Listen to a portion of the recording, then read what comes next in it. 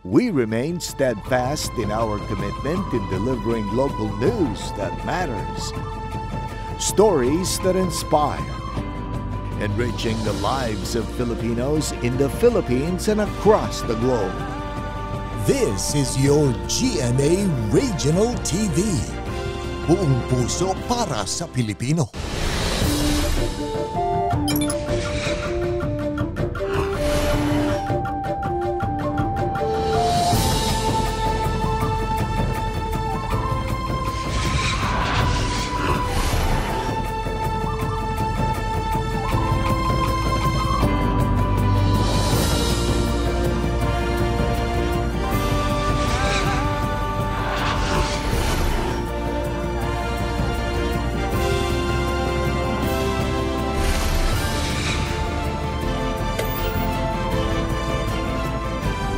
Ito ang GMA Regional TV, Balitang Southern Tagalog.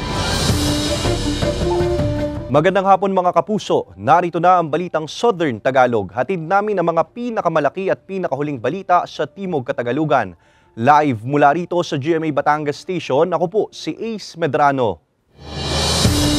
Patay ang 52 anyos na babaeng rider matapos mabangga ng SUV sa Batangas City.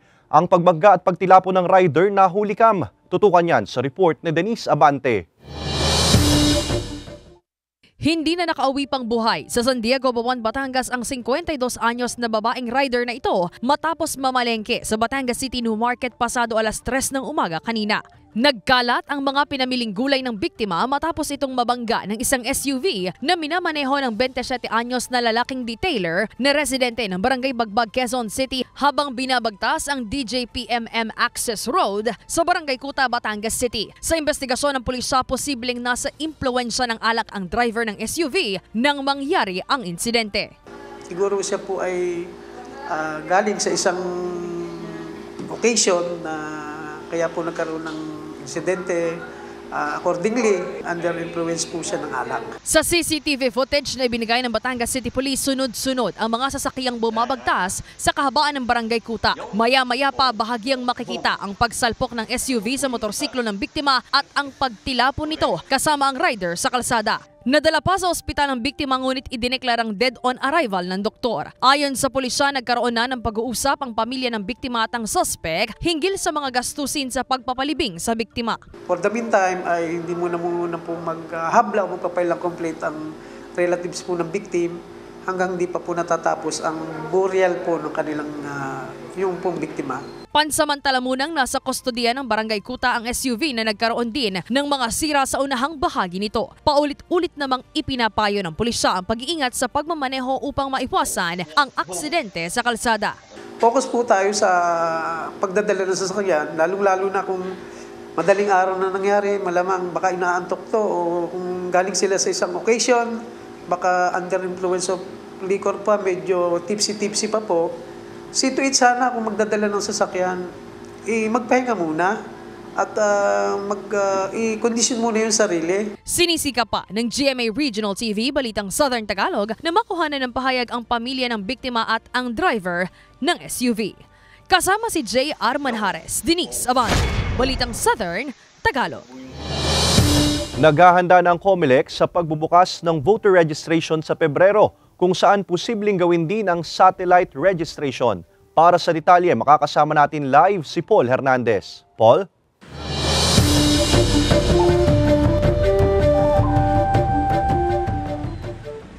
Ayon sa COMELEC, pagkakataon ito para sa mga botanteng na-deactivate yung kanilang registration, lalo na kung 2 beses daw na magkasunod silang hindi nakaboto.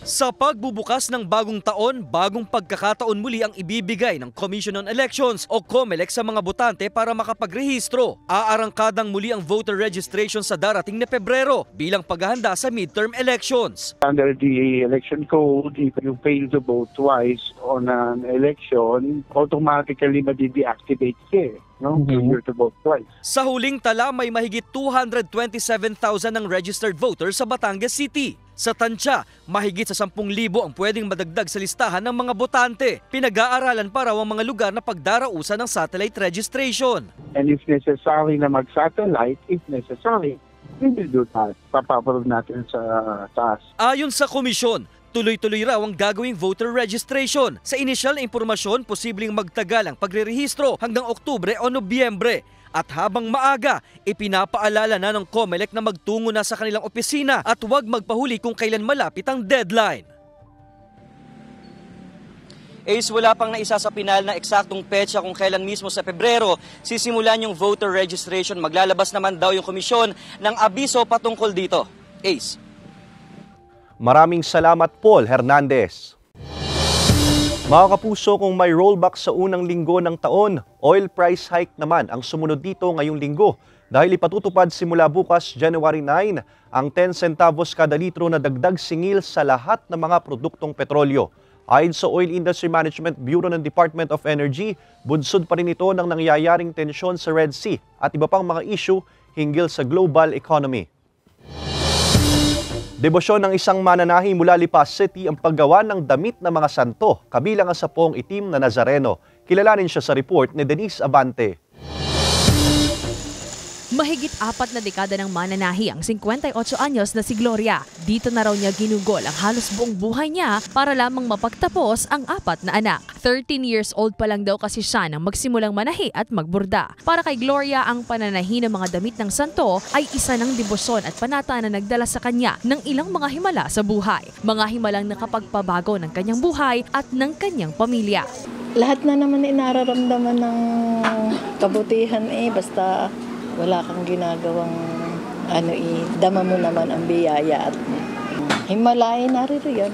Basta mabuti ka, magpakabuti ka, laging may biyaya. Napakasarap daw kasi sa pakiramdam na makapanahi at makapagawa ng kasuotan ng mga puon at santo. Sa halos 1 buwan daw kasing pananahi at pagbuburda ng isang kasuotan, mapapabuntong hininga na lang kapag natapos na ang obra. Abot-abot baga yung order sa iyo. Hindi lang damit ng santo, mga damit ng pari, mga altar cover ng simbahan, yung istola ng pari, yung ganoon, hindi na nawawala, hindi na napuputulan. Kaya ang debotong si Alvin na isa sa mga naatasang magpatahi ng damit ng puong itim na Nazareno sa kanilang barangay sa San Antonio, Quezon, dinarayo pa raw talaga si Aling Gloria para makapagpagawa ng damit ng imahen. Mas maganda raw kasi kung may bagong damit na maisusuot ang kanilang Black Nazarene replica sa araw ng Nazareno bukas, January 9. Nakita ko po yung quality ng kanyang gawa. Makikita po natin sa mga details, talagang mahahawakan mo po ang ganda ng kanyang ginawa. Bilang isang deboto po, parang napakasarap po sa pakiramdam na makapagpagawa po ng damit na katulad nitong nandito po, ng Poong Nazareno. At sadyang pinaglalaanan po ang pagpapatahi. Biyaya na raw talagang maituturing ang pagbuburda at pananahi ng mga damit ng santo para kay Gloria. Ang mga obra niya, hindi lang sa iba't ibang bahagi ng Pilipinas nakikilala, kundi pati na rin sa iba't ibang panig ng mundo. New Jersey, Chicago, Canada, Australia. Talagang kumbaga saan establish na ang customer minaryo. Pabalik-balik lang sila. Pabalik-balik lang sila. Yung mga nawing Pilipinas. Magpapatahi, pagbalik nila next year, papatahi uli mga pasalubong doon sa simbahan nila. Para kay Gloria, ang bawat hibla ng sinulid na ipinapasok niya sa karayom ay ang mga pinagdadaanan niyang pagsubok na unti-unti niyang napapagtagpi-tagpi at naibuburda sa tela ng buhay. Kasama si J.R. Manjares, Denise Abante, Balitang Southern Tagalog. Mga kapuso, bukas araw ng Martes, January 9, mawawalan ng supply ng kuryente ang ilang barangay sa bayan ng Agoncillo, Batangas. Magsisimula ito alas 8 ng umaga hanggang alas 5 ng hapon. Samantala, mawawalan din ng supply ng kuryente bukas sa ilang barangay sa lungsod ng Calaca at sa mga bayan ng Nasugbu, Lian, Tui at Balayan, Batangas. Magsisimula ito alas 11 ng umaga hanggang alas 2 ng hapon. Bunsod ng pagtatayo at paglalagay ng bagong transformer at paglilipat ng mga load kaalinsabay ang row clearing ng mga linya.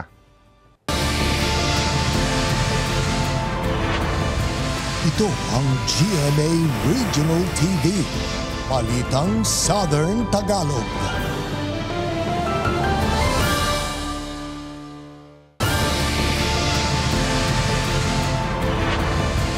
Ito ang GMA Regional TV, Balitang Southern Tagalog. Patay ang 7 taong gulang na batang babae ng pagsusuntukin at sakali ng 22 anyos na lalaki. Ang biktima na pagkamalan umanong manika ng sospek. Tutukan yan sa report ni Paul Hernandez.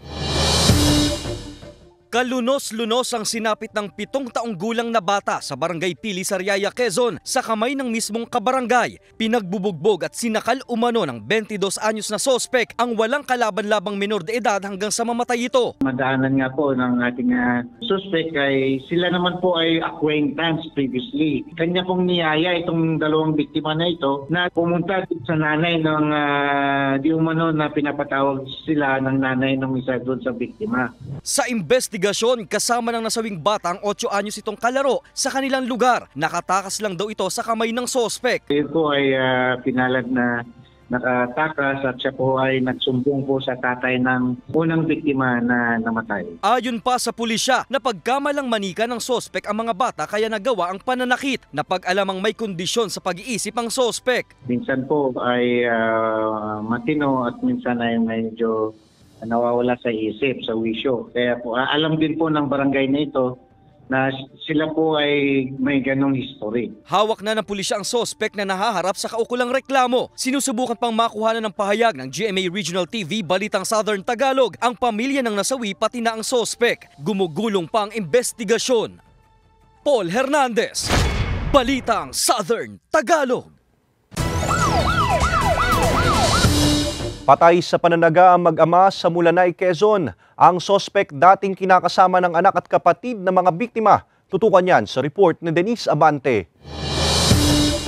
Duguan at wala ng buhay nang matagpuan sa kusina ng kanilang tahanan sa Barangay Santa Rosa, Mulanay, Quezon ang 67 anyos na si Dominador Constantino matapos pagtatagain ni Onofre Rico ang dati umanong kinakasama ng kanyang anak. Natagpuan naman ang bangkay ng 27 anyos na si Rodelio Constantino, kapatid ng dating kinakasama umano ng sospek. 200 metro naman ang layo mula sa bahay ng mga Constantino. May mga taga rin ito sa kanyang lieg. Sa investigasyon ng pulisya, pumunta raw ang suspect sa bahay ng mga biktima pasado alas 7 ng umaga ng Huwebes. Napansin na raw ng pamilya ng mga biktima na may kakaiba itong kinikilos at nanghiram pa raw ng itak. Umalis umano ang asawa ni Dominador at ang anak nito at nang makabalik mula sa bayan ng Mulanay, dito na nila nakita ang mga duguang kaanak. Ayon sa pulisya, personal na galit ng suspect ang motibo sa krimen. Tinatanong daw ng suspect kung nasaan yung balon. Ito namang ating biktima, syempre, tinuturo. Walang iniisip ang ating biktima na may mangyayaring malagim sa kanilang pamilya noong araw na yon. Ang una lamang po naming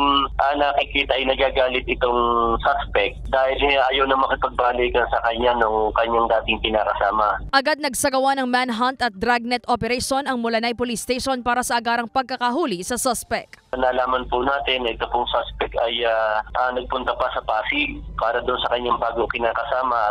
Malay, nagpunta siya sa Baras Rizal, doon sana natin siya huli hanggang sa lumiliit ng mundo niya kasi wala na siyang panggastos sa sarili niya. Napilitan siyang sumuko sa Police Station 12 sa Quezon City. Nasa kustodiya na ng Mulanay Police ang suspect na mahaharap sa kaukulang reklamo. Sinisika pa ng GMA Regional TV Balitang Southern Tagalog na makuhanan ng pahayag ang mga kaanak ng biktima at ang suspect.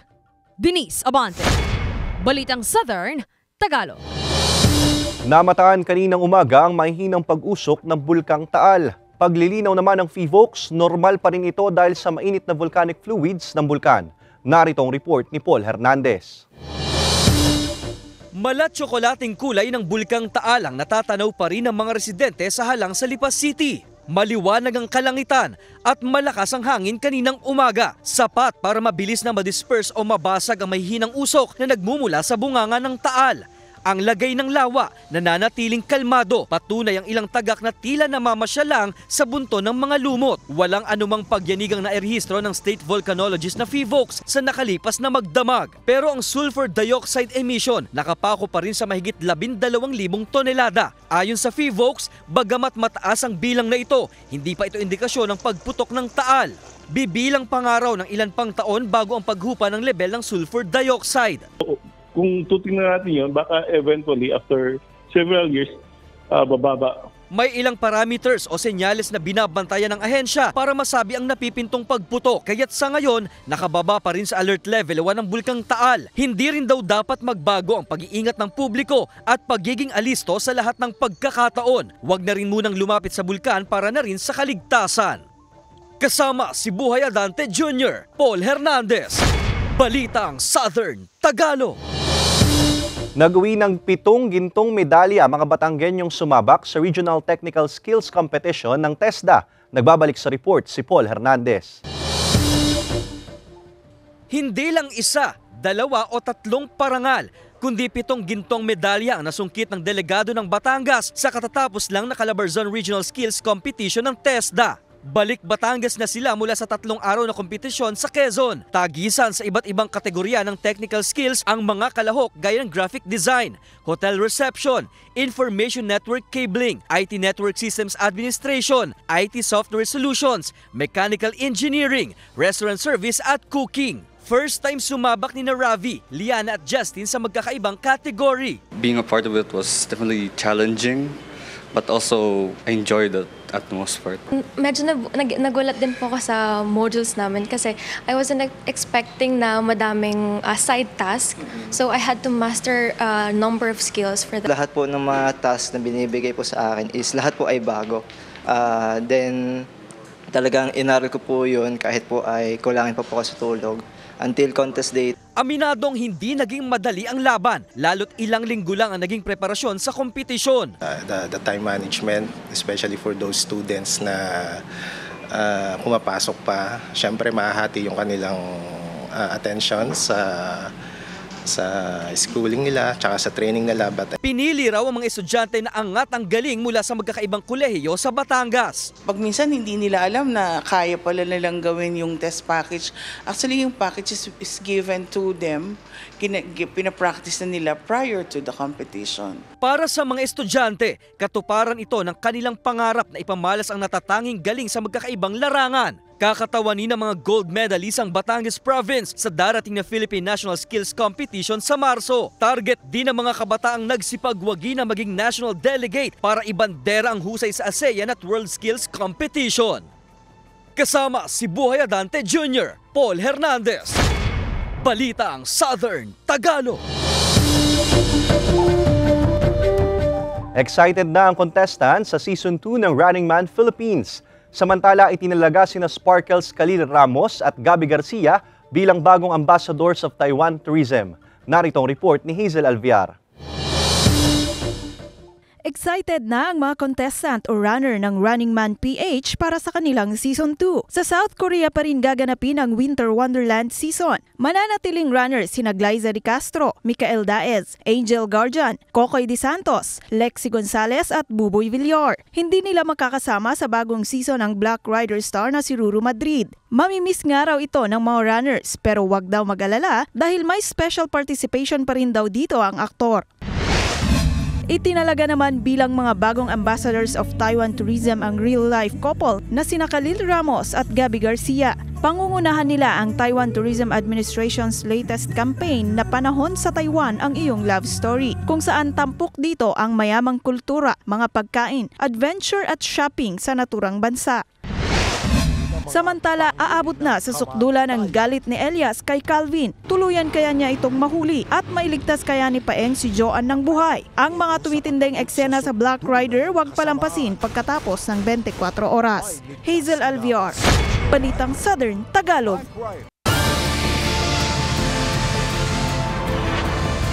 Ito ang GMA Regional TV, Balitang Southern Tagalog.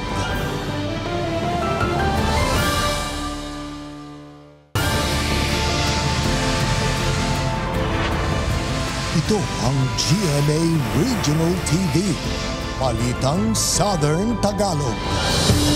Patay ang isang dating barangay kagawad matapos pagbabarilin sa harap ng kanilang bahay sa Chaong, Quezon. Ang detalye sa report ni Paul Hernandez.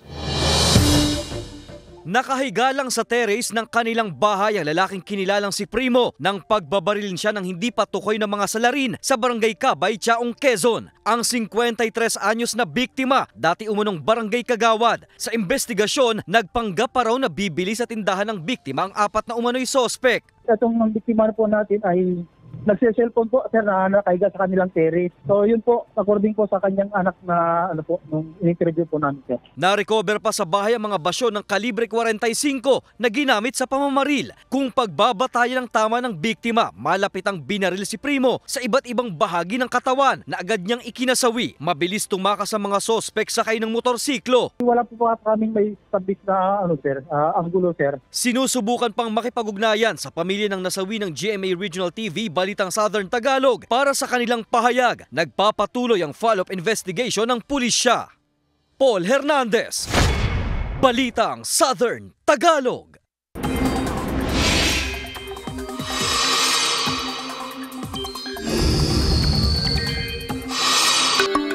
Mga kapuso, uulanin ng ilang bahagi ng bansa dahil sa iba't ibang weather systems.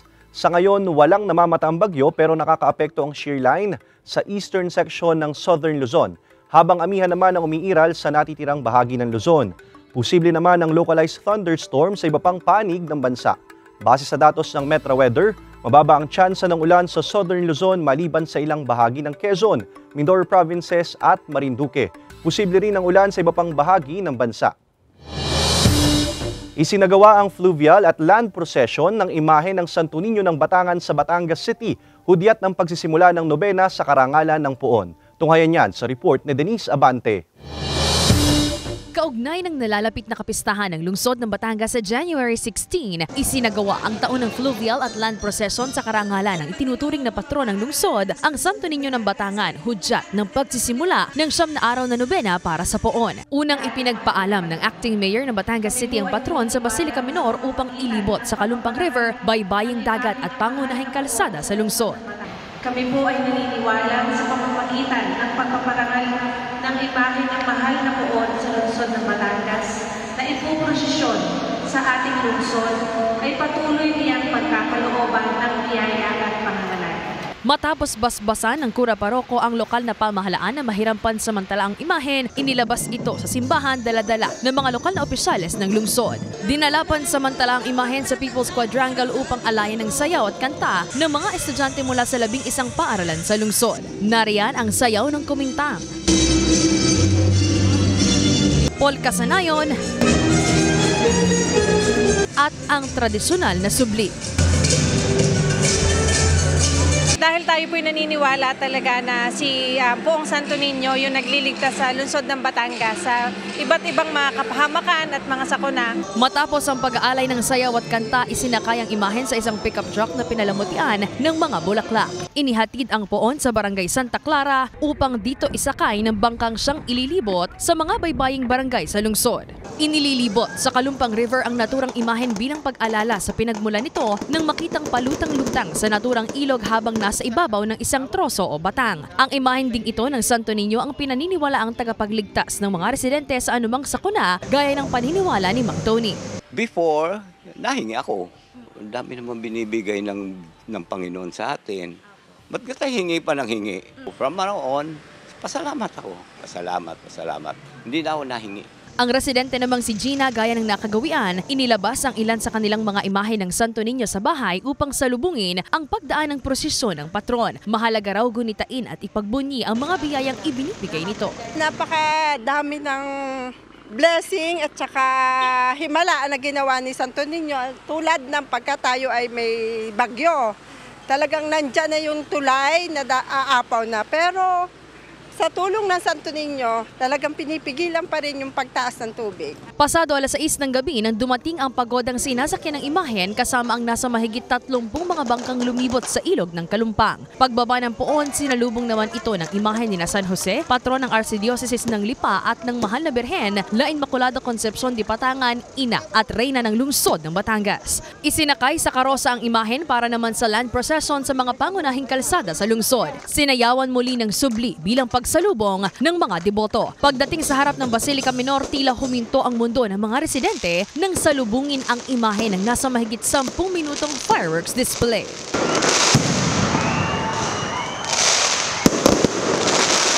Matapos nito ay ipinasok na sa loob ng simbahan ang imahen para sa misa na pinangunahan ni Lipa Archbishop Gilbert Garcera. Magpapatuloy ang 9 na araw na misa nobena hanggang January 15, bisperas ng kapistahan ng patron. Kasama si J. R. Manjares, Denise Abante, Balitang Southern Tagalog. Samantala, mapapanood niyo po ang episode na ito at iba pa ang pinakahuling lokal na balita sa official website ng GMA Regional TV, www.gmaregionaltv.com. Pwede rin kayo bumisita sa aming official YouTube channel, GMA Regional TV, at i-click ang subscribe button para sa pinakamainit na balita mula sa rehiyon. Dahil sa GMA Regional TV, local news matters.